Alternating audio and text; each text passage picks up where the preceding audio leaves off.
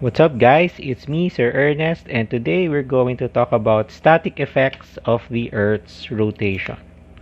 Okay, so consider this representation of the Earth. Okay, so for simplicity's sake, let's assume first that the Earth is perfectly symmetrical and the equatorial line or the equatorial plane is given by this. So this is your that will be assigned as your XY plane. Okay, and then the rotational axis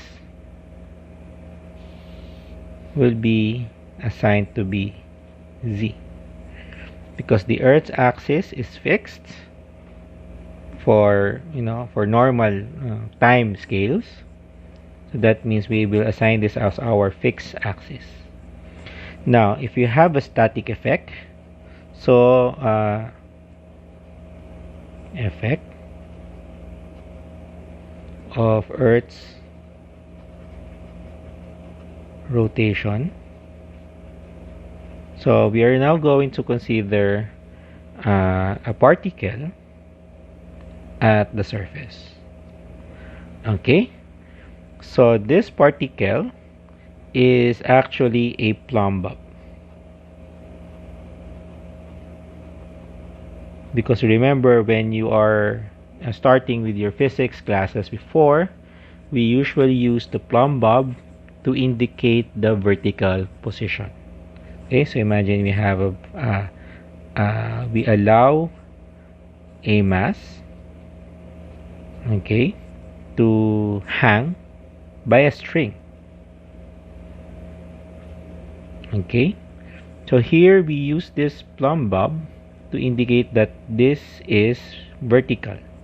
When you say vertical, that means this line, when you extend this line all the way down, it will actually cross the Earth center. But as we will see here, this line is not actually pointing towards the center of the Earth. That's because of the fact primarily of the Earth's rotation, okay, among other things, and we're going to look at that effect. So again, let's consider the case of a Plumb that hangs perpendicular to the local surface. So that local surface is somewhere here. This particle is defined to be at a certain latitude. So we're going to define the latitude as the angle between the equatorial plane to the line that connects the center of the Earth and the surface. So they call that your latitude, lambda. And then this distance is the Earth's radius. Now our Plumb is at the surface of the Earth. So this is the surface of the Earth. That's here. Okay, so we're going to assume right now that the direction at which this line, this Plumb is directed, is along the direction of the local vertical axis. So let's call that your local z-axis, and this is part of your local coordinate system, which is actually rotating and translating. Okay, so typically, okay, if the Earth is not actually rotating, this z-axis, z-prime axis, is actually will cross, if extended, to the center of the Earth. Now, as I mentioned, this is part of your non-inertial reference frame. This is a moving frame, and in this case, we're going to assume that if this is z prime, okay, we're going to set that into the page direction is x prime. Okay, so in nautical direction, it's actually pointing to the east. This is an east direction. Okay, so that the axis that points towards the north would be your y prime axis. So again, the rotational direction is from west to east. So that means your omega here is the angular velocity of the earth, is equal to omega k prime. Okay? Okay, now let's have some consideration. Number one, as mentioned earlier, that we are going to let the local frame of reference to be positioned at the surface. The origin of that coordinate axis is the position of the bob. So that means this will be your Plumb bob. Okay. So if that's the case, so therefore the position of the Plumb bob as well as the velocity of the Plumb bob with respect to the local frame or to the moving frame is 0.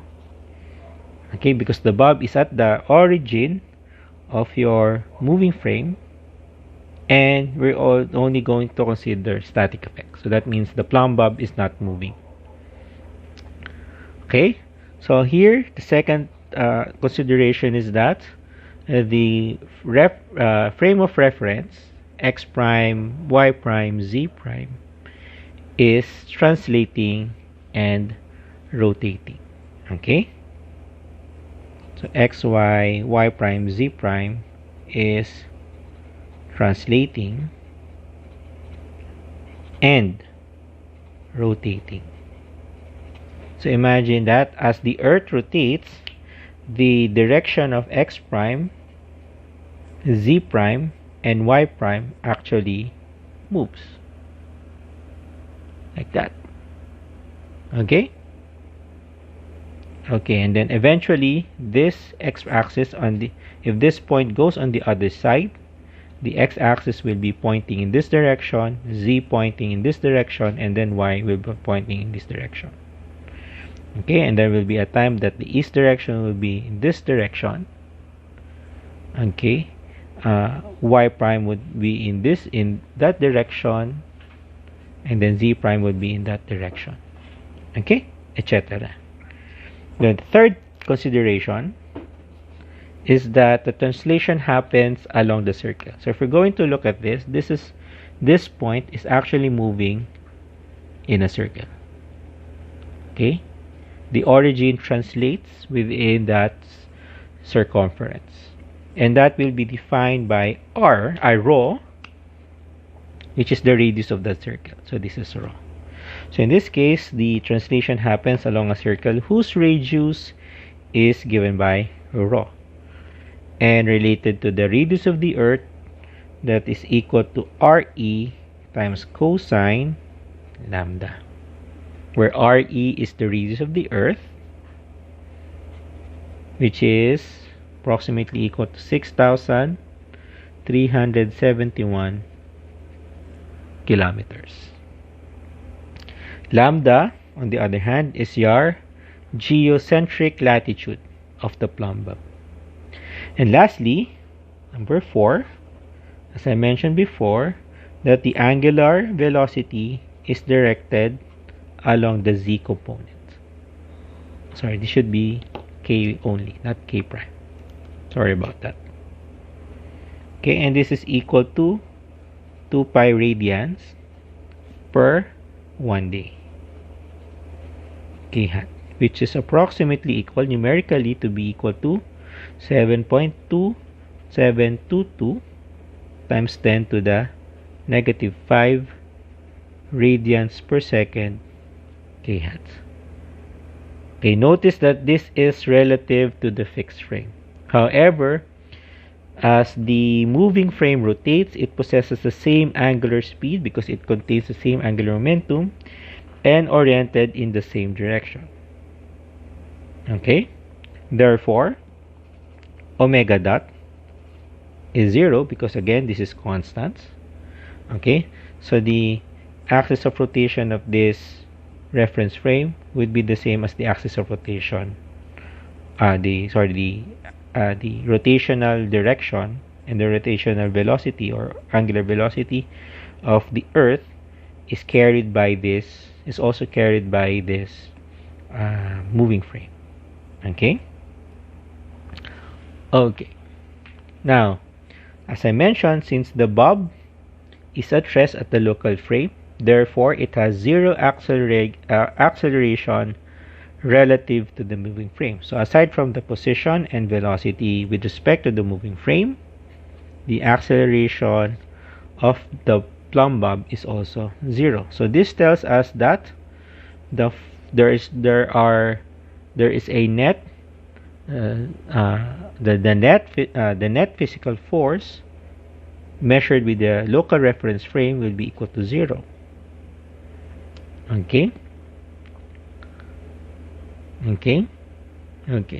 Now the inertial terms or the inertial forces, on the other hand, will be as follows. So number one, the centrifugal force. The centrifugal force is equal to negative m omega cross r prime, which is equal to 0 because r prime is 0. The transverse force, which is equal to negative m omega dot cross r prime, is also 0 because omega dot and r prime is 0. And lastly, the Coriolis force, which is equal to negative 2m omega cross v prime, is equal to 0 as well because the velocity of the particle relative to the moving frame is equal to 0. So this tells us that the surviving inertial term is negative m a naught. Okay, so the fictitious force will be experienced by the Plumb bob, and that is only due to the fact that the reference frame is translating around that circular path. Okay, so the force, the net force acting on the particle is composed of the physical forces, tension, gravity, etc., and the net force would be equal to 0. Okay, here F is the real forces on the Plumb bob, and then this inertial term or the inertial force, okay, will be dictated by the translational acceleration. So this equation indicates that the bob does not hang on the line pointing toward the center of the Earth because of the additional inertial force negative m a naught. This inertial force throws it outward, away from the axis of rotation. Because remember that this acceleration is actually your centripetal acceleration brought about by the uniform circular motion of the origin of your moving frame. Okay, so since the bob is translating in other words, in a circle, then it must experience a centripetal force a naught that is causing it to accelerate with the magnitude equal to omega squared rho. Okay, and using the relationship of rho with Re, so this is now equal to omega squared Re cosine lambda. So as you will notice that this deflection, this is actually a deflection, okay, away from the axis of rotation. A naught is going towards the center, so that means this would be negative m a naught. So the deflection is outward. Okay, so because of the fact that this acceleration is the one that causes the deflection, and it is dependent on three things. It depends on the angular speed of the Earth, the radius of the Earth, and the location of the bulb. In fact, this is maximum. The maximum value of this is about 3.4 times 10 to the negative 3 Gs. Okay, so this is a very small amount. So that's about what? So this is 0.0034 Gs, or about 0.34% of your G. Very small amounts. And this happens at the equator. So if the Plumb bulb is here, okay, it actually opposes the tension, acts along the direction of the tension. Okay, because here the tension is here, this direction, and the centrifugal force, or this inertial force, is negative m0. That's along the direction of the tension. So it's like the static effect. It's lighter. Okay, and then of course this is minimum, or not approximately equal, but it's exactly equal to 0 when the particle is at the poles. Okay, where lambda is equal to 90 degrees. Here lambda is at 0 degrees. Okay, so that's all for now. In the next video, we're going to talk about how the tension and the gravitational force is affected by this effect. Okay, thank you very much for watching, and I'll see you guys in the next video. Bye bye.